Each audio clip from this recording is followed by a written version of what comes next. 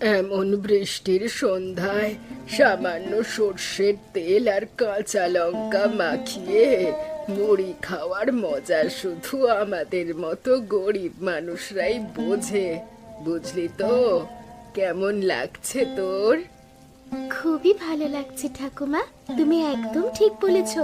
বড়লোক বাড়িতে চা খায়, বিস্কুট খায়, আরো কত দামি দামি জিনিস খায়, কিন্তু আমরা এই তেল মুড়ি খেয়ে হ্যারিকেনের আলোয় বৃষ্টি দেখতে দেখতে যতটা আনন্দ পাই ততটা আর কেউ পায় না।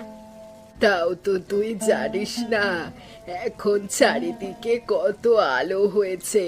আমাদের ছেলেবেলার জীবনটা অন্যরকম ছিল। ঠাকুমা, তোমার কাছে আমার গল্প শুনতে বরাবর ভালো লাগে। মনে হয় যেন তুমি যে গল্প বলো আমি সেই সময় চলে যাই। ছোটবেলাটাই হচ্ছে সব থেকে মজার সময়।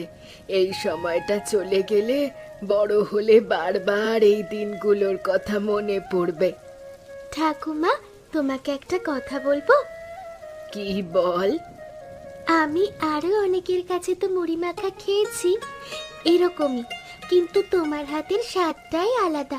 আজ যে দেখো, আমরা সারাদিন খাটাখাটনি করেছি, কিন্তু এখন এই সামান্য খাবারটুকু খেয়ে একেবারে মন শরীর ঝরঝরে হয়ে যাচ্ছে। তোকে বড় খাটতে হয় তো আমাদের সংসারের জন্য।